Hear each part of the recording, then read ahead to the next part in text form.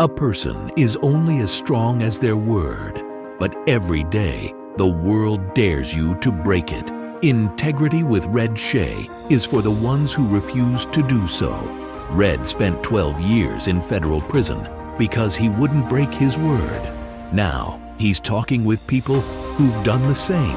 From their battles, you'll see how to stand tall when everything around you falls.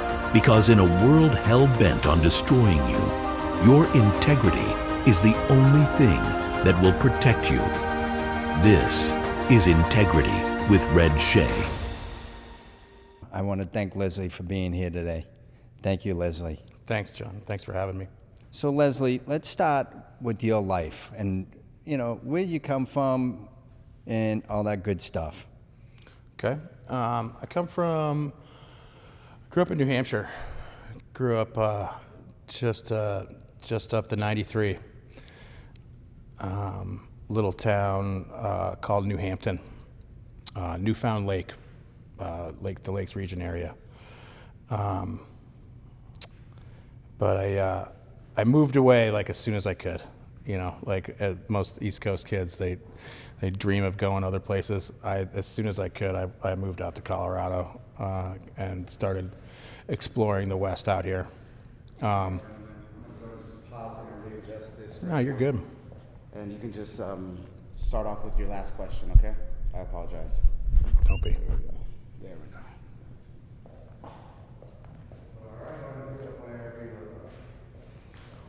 All right, I grew up in New Hampshire. I grew up right up the 93 in the Lakes region area, Newfound Lake, little town called New Hampton.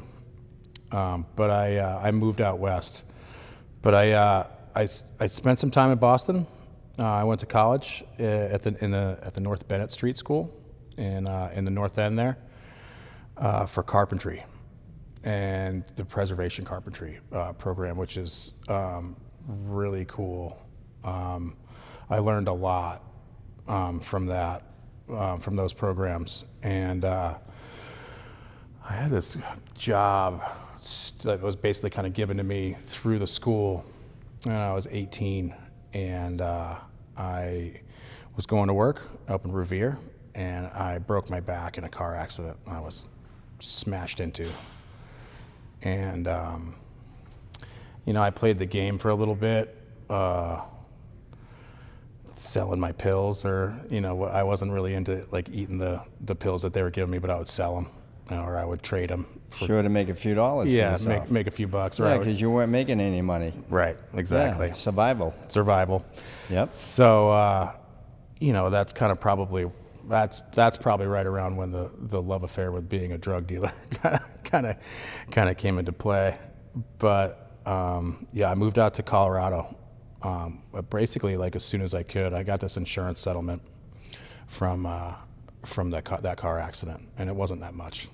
They definitely should have given me a lot more, but I was 18, I was 19 or whatever, and it was $27,000. I was the man. I got a car, got a bunch of snowboard gear, drove across country, visited family. I was, footloose and fancy free East Coast kid on the West, just, riding around like a cowboy. But I just started meeting friends and started kind of like learning that the West was a completely different world than where we're from. It's not the same. It might be the same country, but it's not the same. And I started learning how to grow weed. Learning trimming was like kind of how you got into the thing. And then I got kind of taken under the wing from a pretty major grower out here in California, and I got taught everything. Growing weed. Growing, selling, moving, getting the whole thing from top to bottom, and that's pretty much where it started. Where I was sending packages for a long time back home. Basically, okay.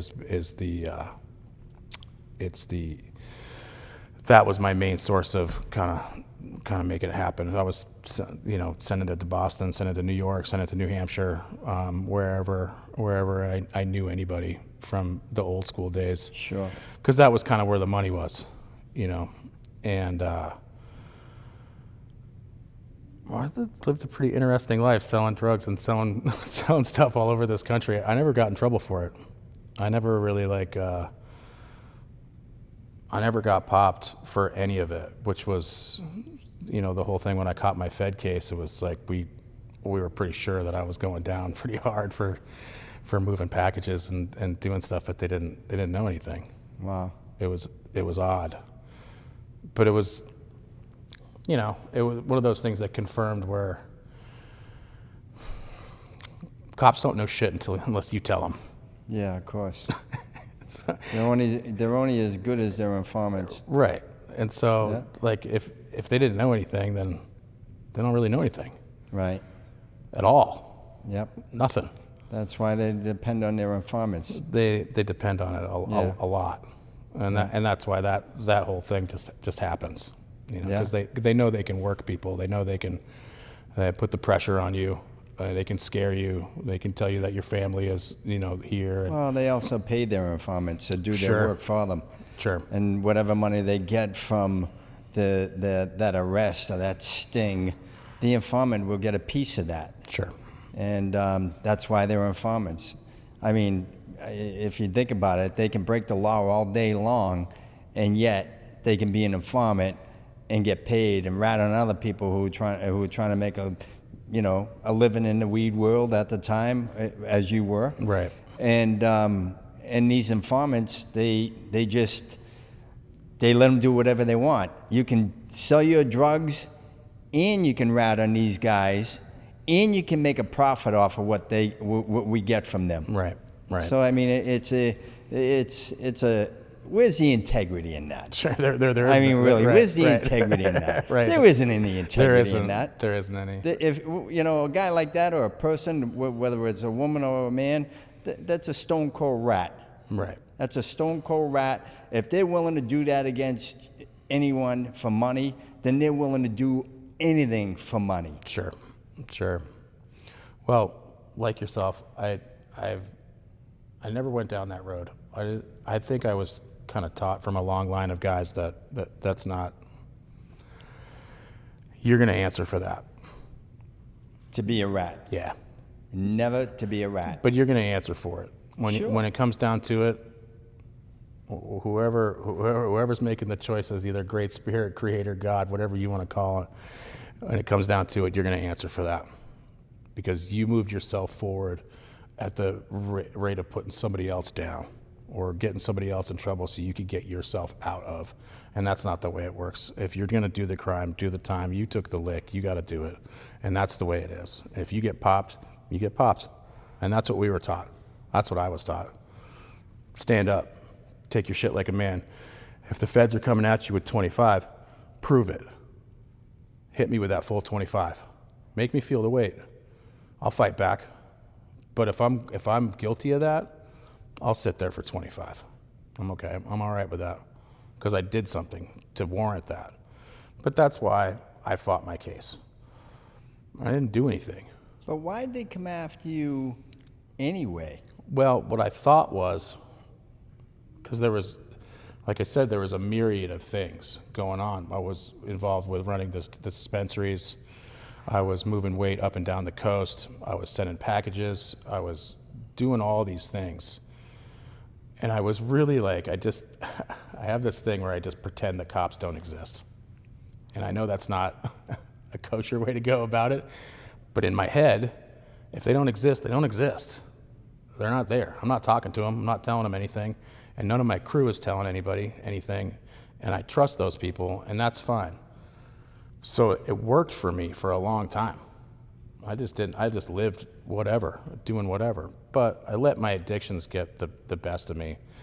And I think what happened was, as I started slipping, and I started making mistakes, and I started talking on the phone, and I started saying things and doing things that I didn't normally do. But with the alcohol and the cocaine, I was making some bad choices. And I was putting myself at risk along with my family and everything else. And I think that's what kind of brought them to the door. It was my mouth was what happened, and it was me being a good friend when the warehouse got busted. we had no idea that the guys on the other side of the warehouse were storing meth for the Hells Angels. We had no idea what those guys were even doing. They were what? They were storing meth for the Hells Angels. Okay. And we had no idea who these guys were. They were just dudes renting on the other side of the warehouse. We kind of knew who they were, you know, but it was like we stayed away. There was walls, there was gates, there was things, and Yeah, you mind your business. we mind our business. It wasn't your business. We so were doing our own thing. Exactly. And so when the feds came, they busted those guys, and through proxy, they found us. So they went after. They were really going after them, but they fell on top of you also. They fell on top of us. Yeah. And so they hit my buddy with the flashbang grenade, and like my buddy was staying there, and my buddy had a SKS, one of those old school ones that you got from Big Five Sports that was packed in oil. An old Czechoslovakia weapon, nothing. And then he had 1,000 rounds. This thing was still packed in oil. It had never been fired. It had never been anything. The feds found this weapon, and they found an eighth of weed.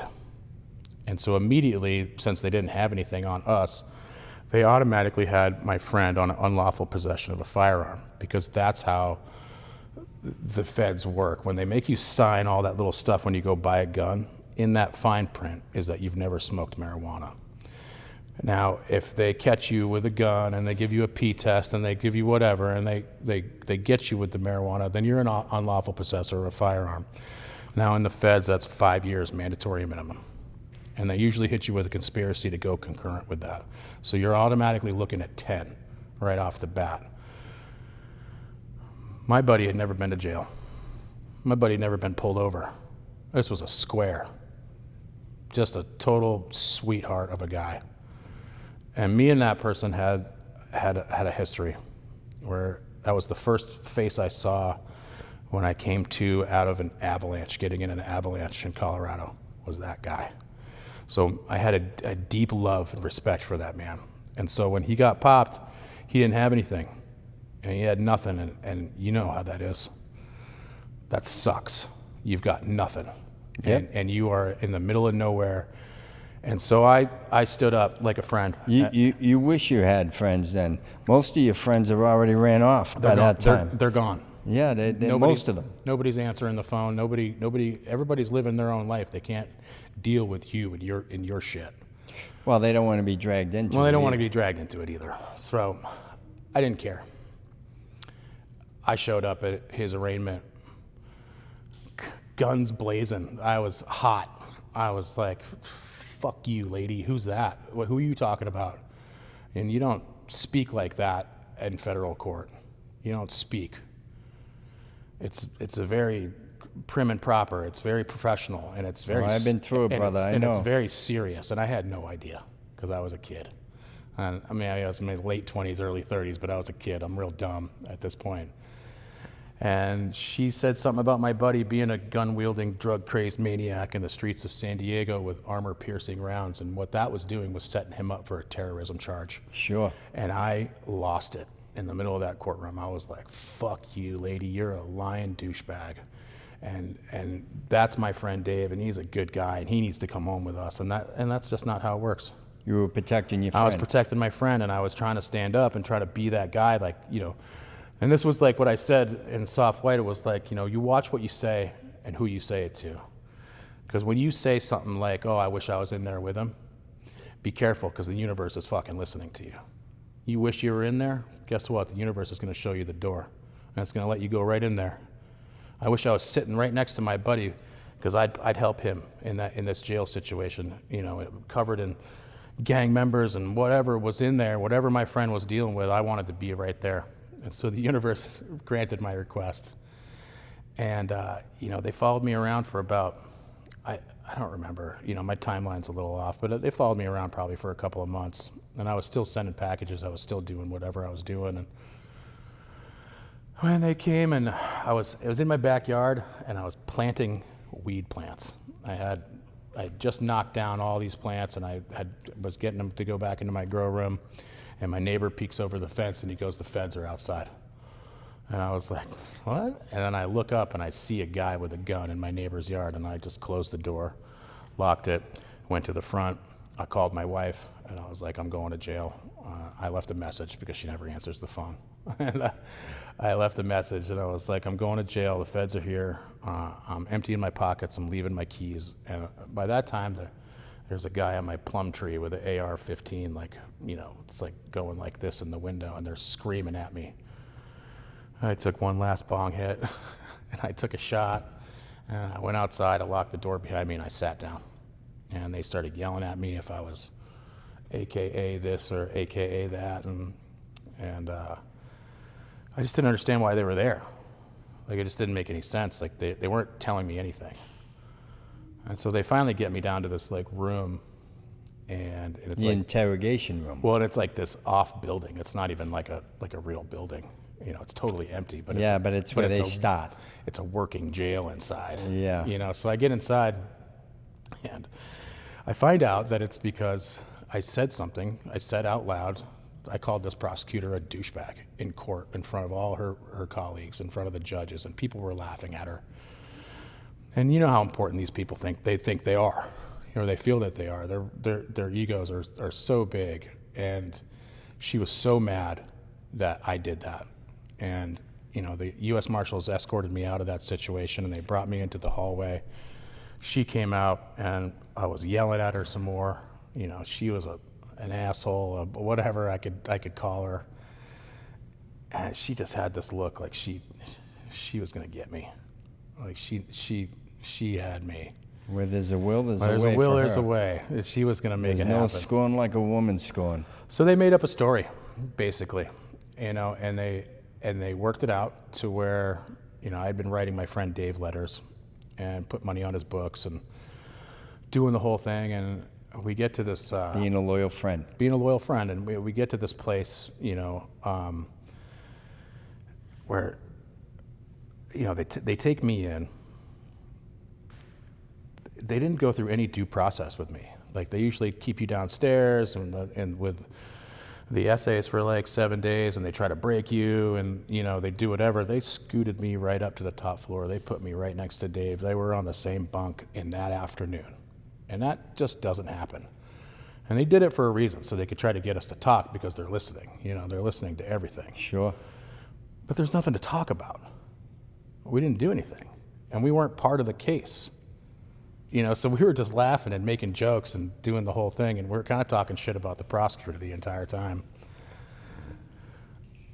She wasn't having any of it. My interrogation video with the special agents was like, the special agents were like, "Did you write this letter?" And I was like, "That's what this is about. This lady needs to get laid. You guys need to take one for the team, And these two special agents are like, "You shouldn't be saying any of this." And I was like, "I don't care." Looking at your secret cameras, I was like, "I don't care. Fuck this lady.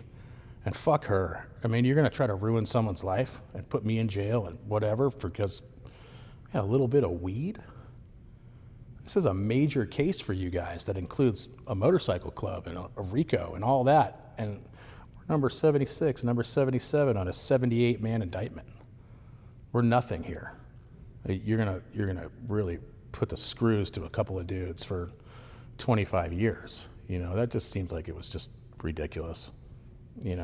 So that's when I decided to fight. Fuck it. My buddy Dave signed a deal. They scared the shit out of him. But he's sitting in Ohio with a federal felony, and he can't vote, he can't own a gun, he can't do any of those things. That dude's afraid to go driving somewhere because if he gets pulled over, it's a full felony stop for the rest of his life. How many years did he do? He only did, between the two of us, we didn't do a lot of time. And that's the thing, They didn't have a whole lot on you They guys. didn't have anything on us. They had enough to hold us to try to get us to sign a deal. Yeah, they were looking for more, that's why. And they They weren't thought you knew more. They thought we knew. They thought you might know other things. Totally. And they wanted to press you on that. I know the game, trust me. And that's where because I started getting scared because I was thinking that they knew what I knew.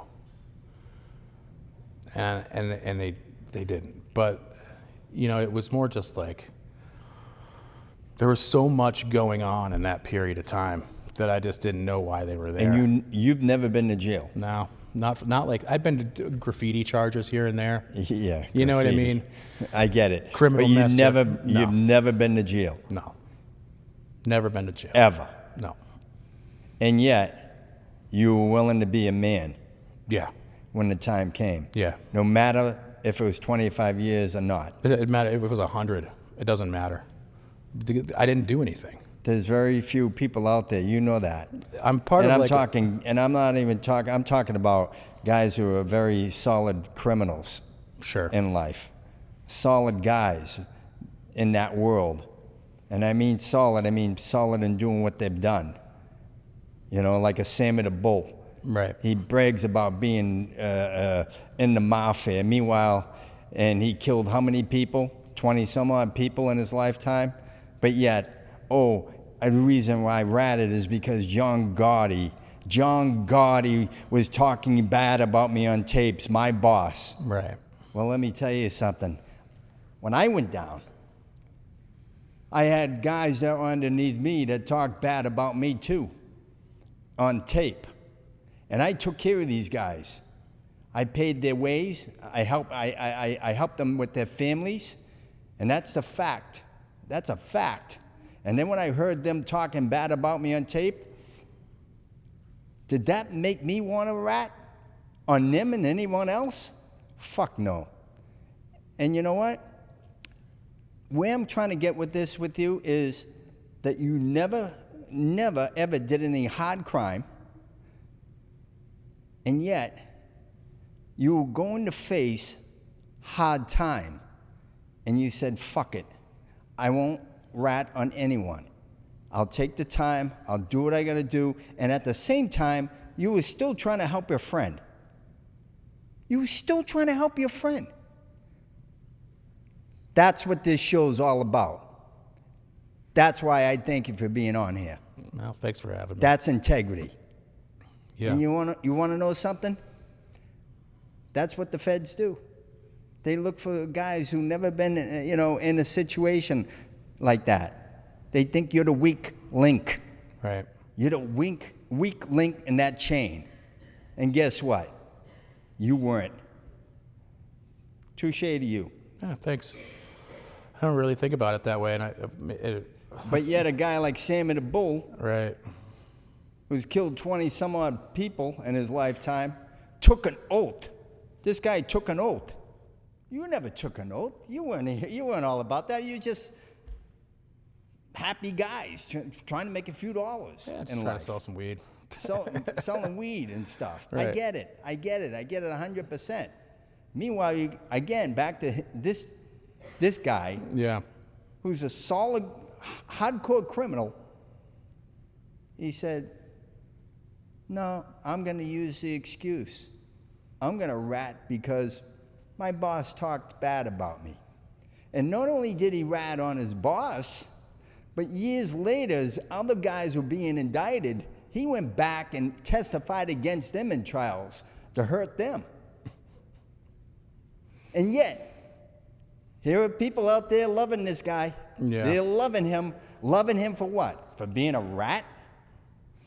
I mean, Yeah. you can relate to that because it's a lot of it's like these shows though. Some of them, not this one in particular, but like a lot, the ones that I've been seeing, where Sammy's on, it's glorifying that.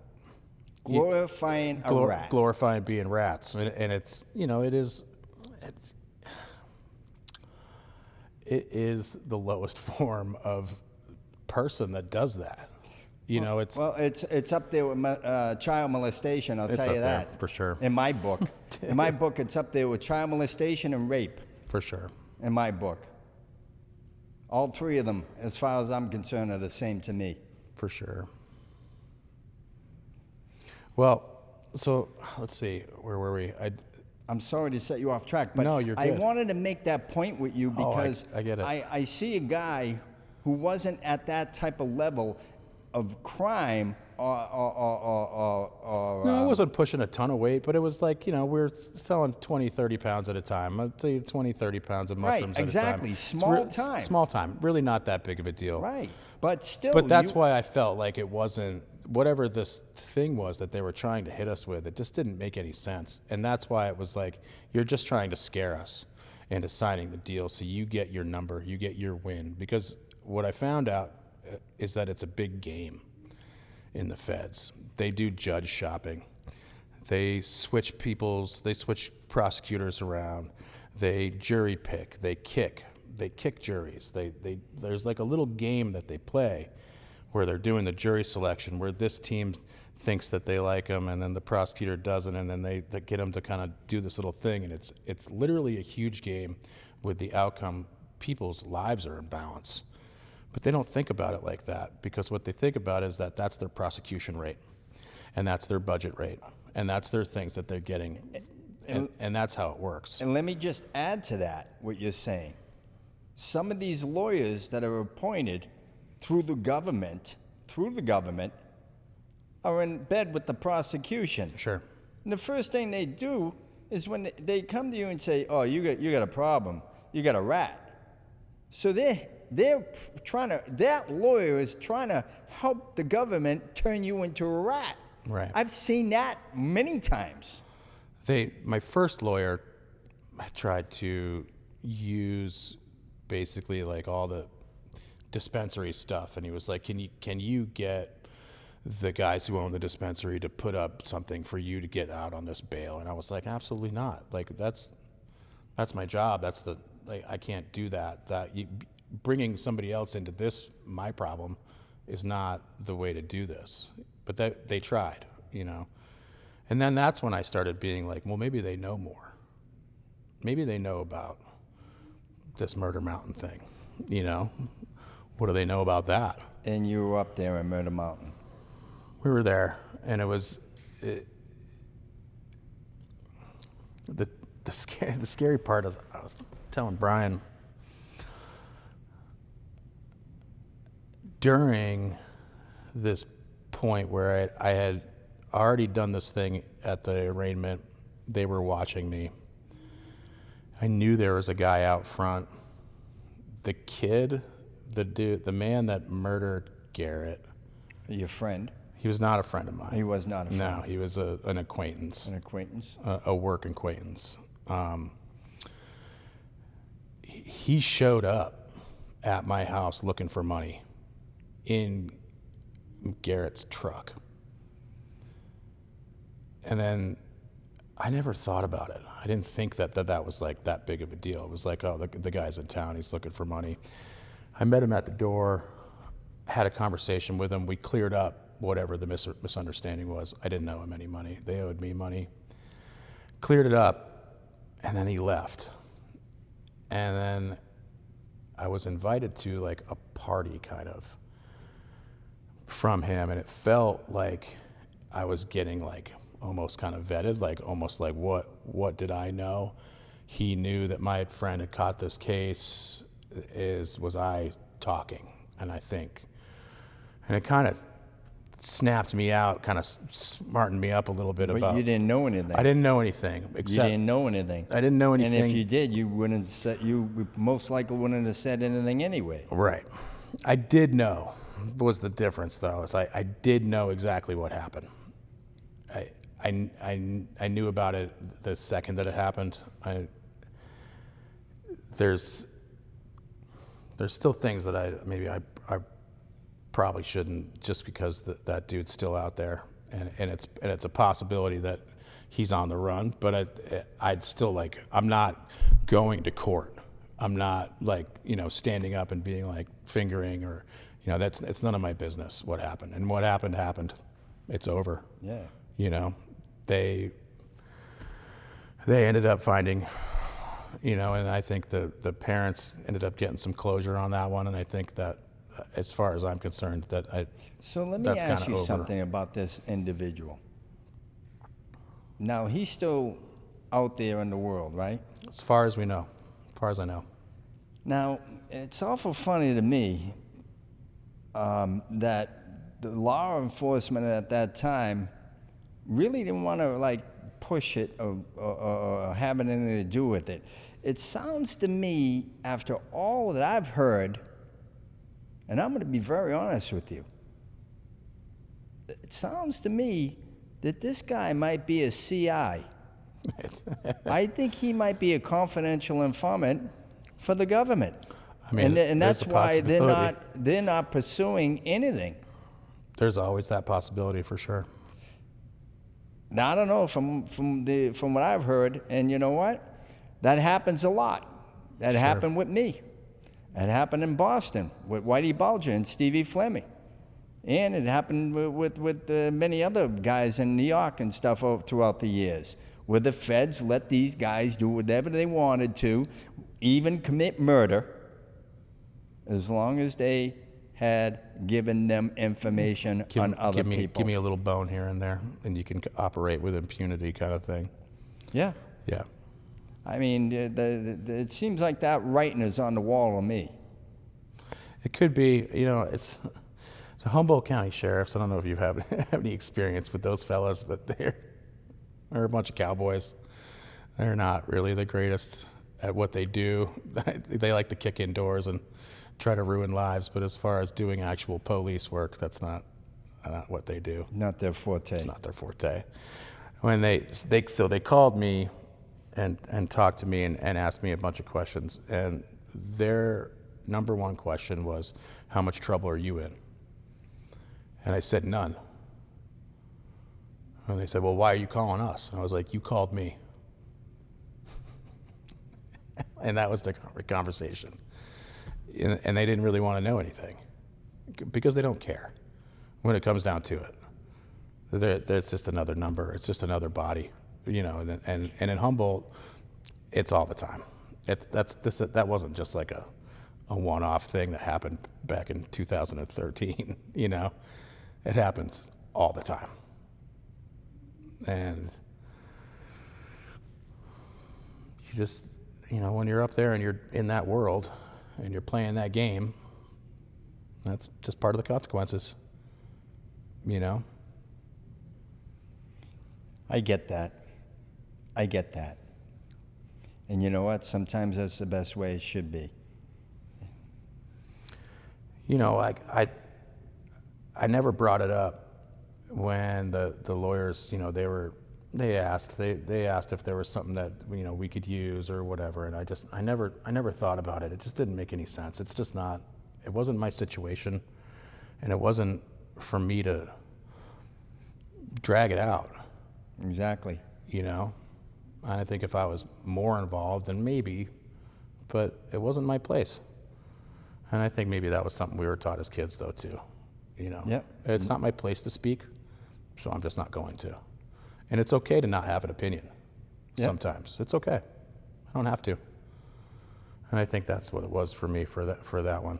And I already had my own story. They were already putting me on the witness stand. They wanted me to tell the jury about Dave and I's connection and the reason that I stood up like I did, the reason I wrote those letters, the reason that maybe one of them sounded threatening towards a CI, and it was like I wouldn't even know that guy was a CI because I wasn't even involved in the case. So I didn't know that halfway through this case, that guy on the other side of the warehouse was a CI. I had no idea. I never knew him, never talked to him. He was on the other side of the warehouse. Yeah, they're there, brother. But they're there. They're everywhere. Well, what was funny was that they put him on the witness stand. He showed up wearing shorts and flip-flops and looking all ragged, where everybody else is in suits. And this guy shows up and the prosecutor asks him, did you feel threatened by this letter, in this thing? And he looks at the jury and he looks at me and he goes, no. And we just started laughing. Our whole team started laughing. Why the fuck are we here then? If you didn't feel threatened and you were the CI, then why am I being hit with a witness tampering charge? Because the guard who tossed the cell, who read the letter through his perspective, deemed that this was a threat. And so between him and the prosecutor, they decided that I was threatening somebody. They make up shit and for they anything. just fucking made it up. Yeah, they make up shit for anything. But they scare people with that. Yeah. And if I was any less of a human being or any less of a person, I would have taken that and I would have been like, yeah, I'll sign whatever deal you want. Get me out of here. You're absolutely right. Jail doesn't bother me though. I didn't have any problems. I'm a big guy covered in tattoos, and not that I know how to fight all that well or whatever, but nobody fucked with me because I didn't fuck with them. And I wasn't a rat and I wasn't a pedophile, so nobody really cared. And we were under this huge umbrella of this case of the Hells Angels. And those guys all like me. I've had nothing but great dealings with those dudes over the years. I've never had any problems. I have Hells Angels friends that I adore, that are good men. Good men, you know, they're good guys. They're all good guys one-on-one, you know. You get them in a group of 10 or more, then my story might change a little bit, but that's anybody. Okay. That's pack mentality, yeah. You know. But I've always had a great, you know, interactions with those guys over the years. But I've also been a stand-up fucking guy. I'm down to punch somebody in the face. I'm down to not rat. You know what I mean? Like there's things about me that they like. I do what I say. I show up when I'm supposed to, with what I'm supposed to show up with, you know, and that was always my in with those guys. But I didn't have anything to do with it. So what happened in the end? We found out that the prosecutor wasn't licensed to practice law during my trial, and during the prosecutor wasn't during that entire thing licensed. So over 200 cases got thrown out.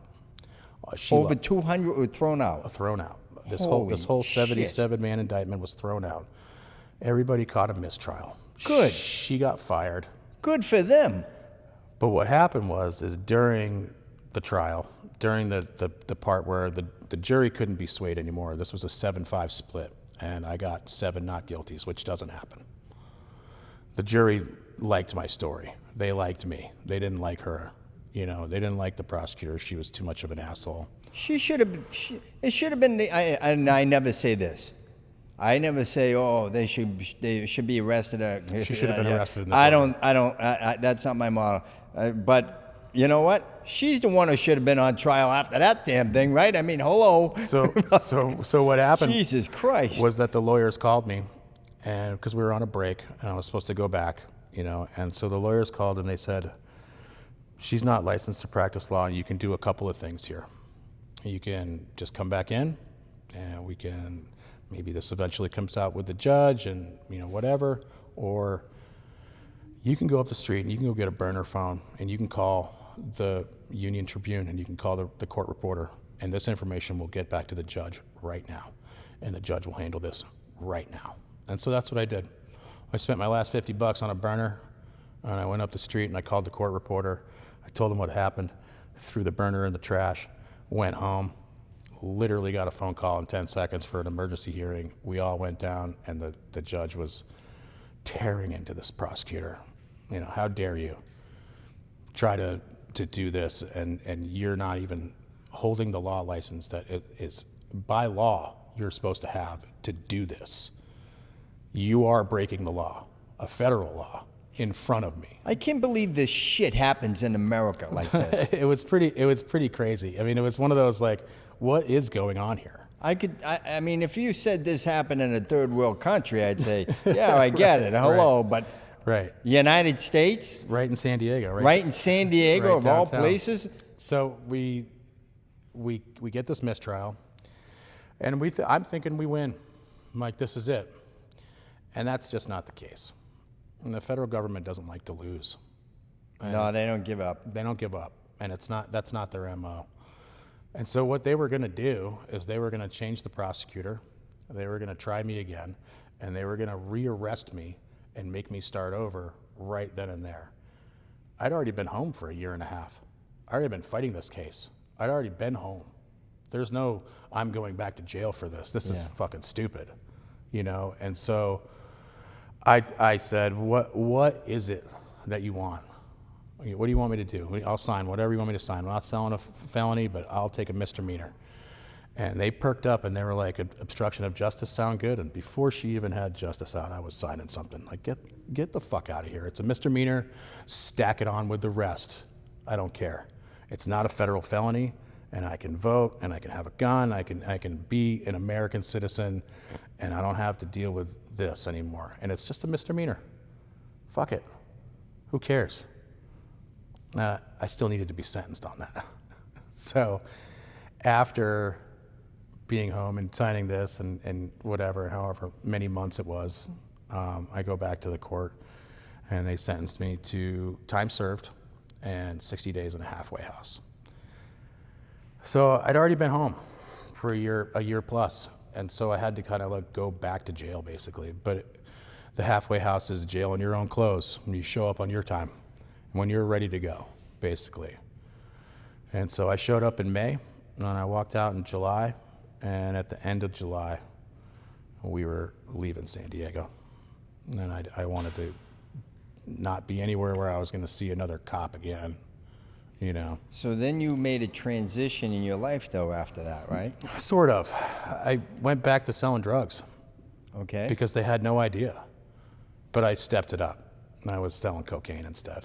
Okay. You know, I'd gone into a different route. I was drinking more because I wasn't allowed to smoke weed because of the case. So I started drinking, and I started eating pills. Then I had this surgery, and I kind of got myself addicted to, you know, the Vicodins and the Percocets and the Demerols and all this stuff. And then that's just kind of when it started kind of going downhill into this spiral of not like, I didn't really realize like how much that takes out of you. Sure.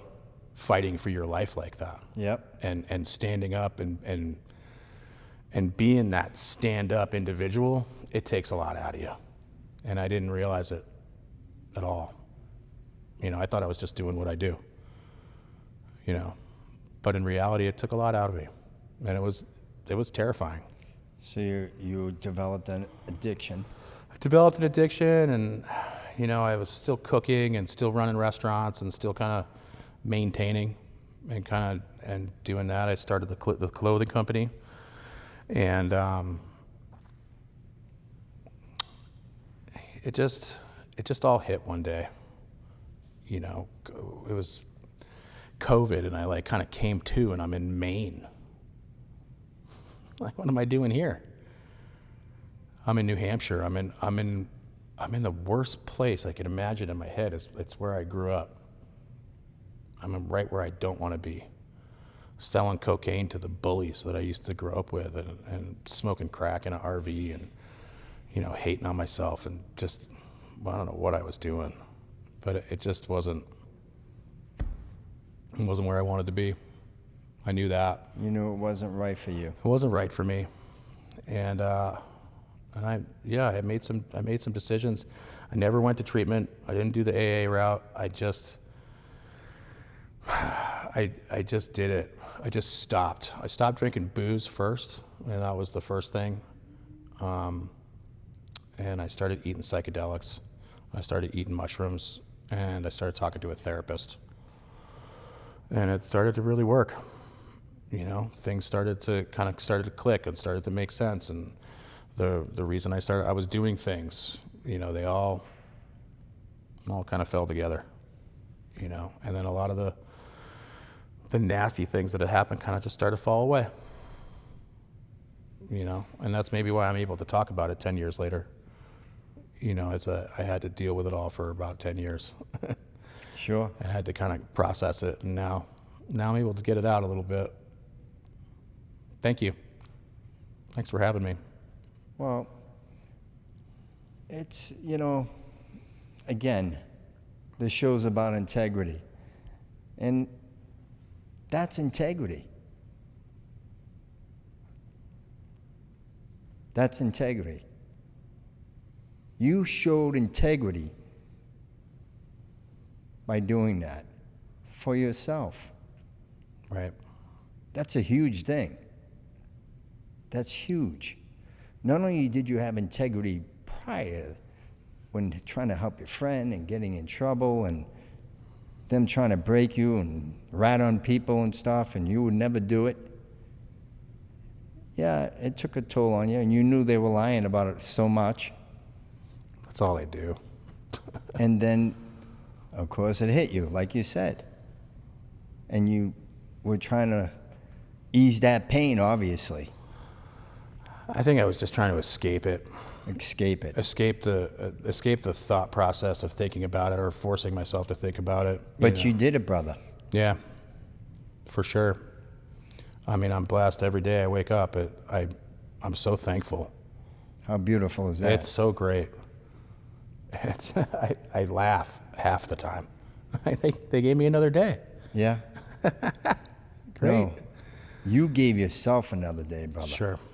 You gave yourself another day. Yeah, I did.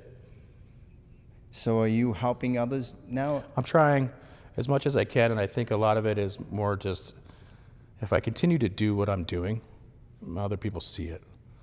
And it's not really like how much I'm helping them, but it's more how much they're helping themselves when they see me doing me. You know, I think that's what it's about. It is about service, and this life is about service, you know, and helping others. And yeah, but you got to help yourself too, you know, and I think that's the only way to get to that point. You can't force anybody to do anything. Right. I mean, I didn't get sober because someone asked me to. But if you show a good example to people that, hey, I was like this at one time, but I'm not now. Yeah. And this is who I am now, and this is how beautiful life is now. I have a handful of friends that over the, you know, last there's been a bunch of friends that have died over the past handful of years, and it's been, you know, guys that have been in the kitchen, been with me into different restaurants over the years in different cities, and you know, it's all guys that they weren't telling anybody that they still had a problem, or you know, they're still drinking into their 40s, or you know, whatever. And if I'm not mistaken, the restaurant business is a stressful business. Oh yeah. And then everybody gets off later in the evening, and they all say, "Hey, let's go out and have a drink," right? Am I correct? Oh yeah, 100%. And everybody goes out and parties till whenever, till the wee hours of the morning. And then it starts all over And again. then it starts all over again, the cycle. And so that was just part of my life. So I didn't really realize that I even had a problem. I didn't realize I had a problem until COVID. When it wasn't just a Friday or Saturday night with a bag and a bottle. It wasn't. This was a Monday afternoon. And I'm 3 days in. You know, and that's when I realized I'm gonna die. And I refused, because of maybe just who I am, and maybe this is part of that integrity. I refuse to be one of those guys that you talked about. Oh, I knew him, he was cool. Fuck that. I'm still here, and I'm still cool. No way. I couldn't do it. I couldn't do a lot of my friends have this cycle of like, oh, today's the day that Ross died and I'm drinking, and today's the day that Les died, oh, I'm drinking. Fuck you. If I died because of something like that, the last thing I want you guys to do is to be drinking on my account, you know. And so that's the thing that I wanted to like. Have you expressed yourself in this way to people who do have problems? Sure. I've had a handful of friends. Like I said, I was going to say that a handful of friends that have died. I've also had a handful of friends that have been reaching out in the last year to two of me being sober, that are like, "Hey man, I'm 60 days right now. Thanks for being an inspiration." I would have never known unless you reached out and told me. You know how proud of you I am? I know about that 60 days. I know how tough that is. That first 60 is a bitch, dude. That first 120 is a bitch. Once you get past that, it's easy. Then you stop thinking about it. Once you stop thinking about it, you win. You know? But that is what I'm trying to do. I'm trying to, you know, make sure that this next generation of chefs and this current generation of working chefs, they stay alive and they keep cooking. And what are you doing that now? Yeah, I'm cooking now. I decided. Awesome. Yeah, I'm not a chef. I don't want to be anymore. I know there's a different. What's your specialty? That's a tough question. I can cook anything you like. I mean, it's more about the guest than it is, my experience. It's really not really about me. So what do you like? I mean, I'm a steak and potatoes kind of guy, of course. But right now, I'm just a line cook. I work for another chef. She's great. She's in charge. What do they do with that? What type of food? It's seafood. We shuck oysters and cook fish, chopping lobsters. We're doing the Maine lobster roll in San Diego. Well, that must cost an extra $1 bringing all that lobster from is. Maine to San Diego. We're using a special company. The reason why I ask is because myself and my wife, we are foodies and we love to cook. Cool. But I think our specialty is definitely, and me being Irish and stuff like that, I think our specialty is Italian food. We have Italian friends that come over to the house and they absolutely love our Italian food. Cool. Yeah, we really love Italian food and we love to cook. We're always entertaining at the house, having friends over all the time. There's really special things about food. It's one of those universal love languages that we all speak. And I think this is an opinion of mine. It's possible that I could get this quote wrong, but I think food is a lot like music in a way that it's one of those love languages that we all speak, but it's the closest thing to time travel that I'm possibly going to see in my lifetime because it takes me someplace. I know exactly where I was the first time I had chorizo con huevo and those special tortillas that those ladies make at Las Cuatros Milpas, and I know what date it was and what time it was, and it takes me right back to there. And I can be in someone's kitchen and I can smell a spice, and it takes me somewhere. And I remember my mom cooking that food, and there's recipes and there's special things that have your grandmother's writing on it. Sure. That's time travel. Well, music does the same thing. It makes you flush. It takes you it gives you those goosebumps all down to your toes. Well, if you weren't sober, you wouldn't be able to understand that. Right. And that's the gift here. Is that I wouldn't be able to do anything. I wouldn't be alive if I wasn't sober. Brother, I was that guy that drove drunk everywhere. The fact that I didn't kill anybody, the fact that I didn't kill myself, my dogs, my wife, anything, the fact I'm not in jail for the rest of my life, I was hammered and high on cocaine everywhere I went. Yeah. For years. Absolutely. And when you're in that state, you don't have the conscience to understand. I didn't give a fuck. You just do it, and you don't give a fuck is right. No, I didn't care. I didn't care who I hurt. I didn't care that I hurt myself. I was trying to hurt myself. I was actively trying to destroy this vessel. And that's why I give thanks for it every single day.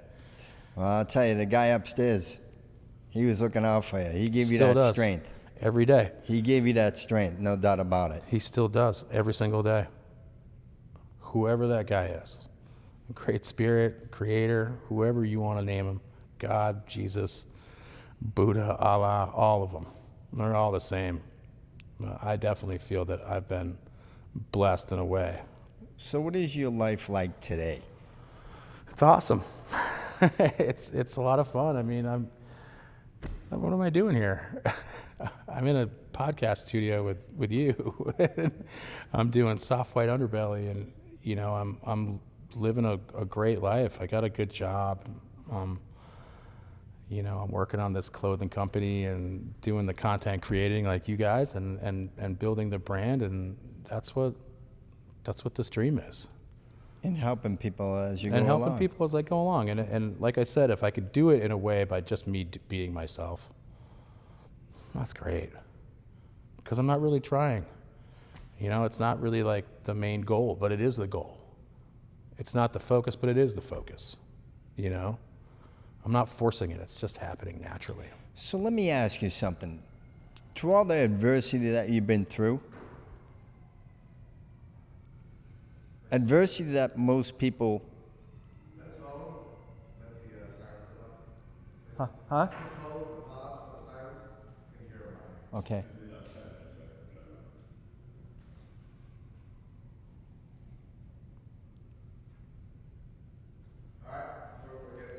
So let me ask you something.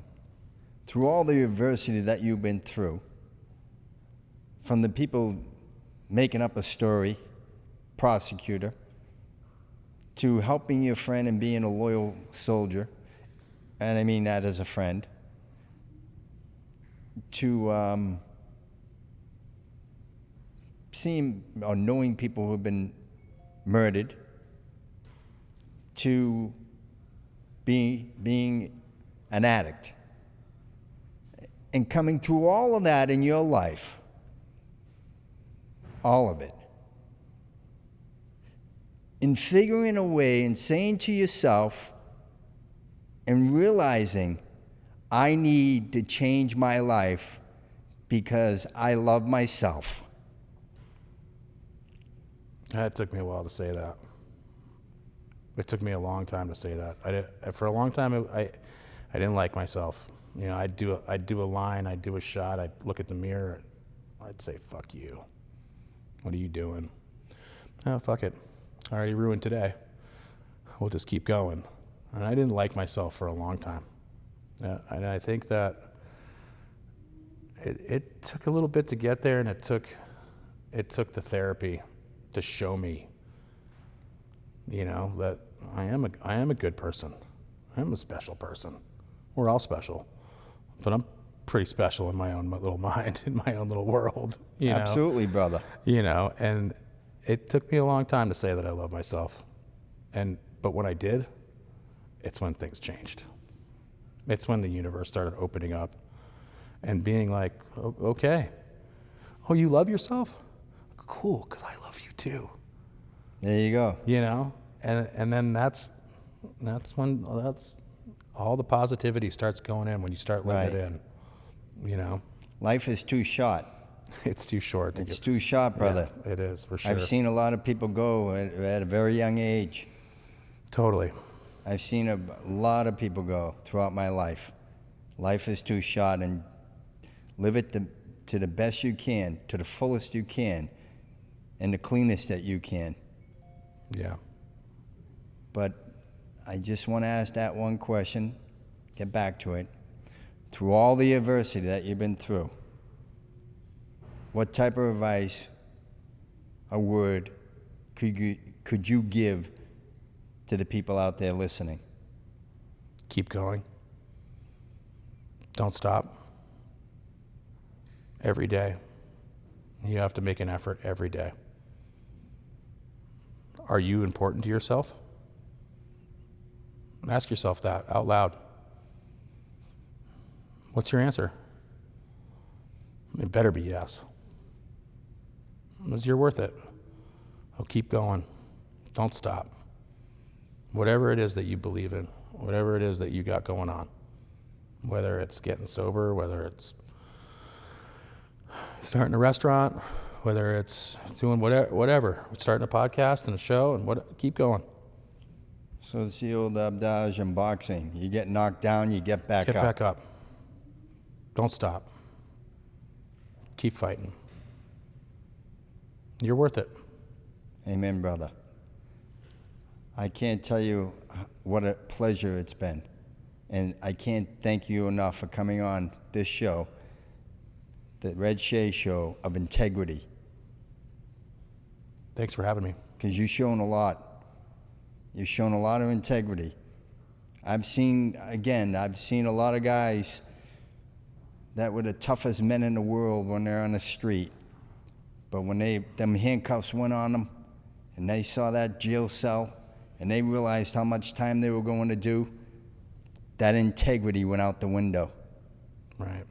You, brother, you weren't even near their caliber on the street like that, and you still stood stronger than they ever could. And I'm going to congratulate you for that and commend you for that, and that's why you're on this show today with me. Thank you very much, Leslie, for coming on and sharing your story with us. Thanks. Thank you. Appreciate you.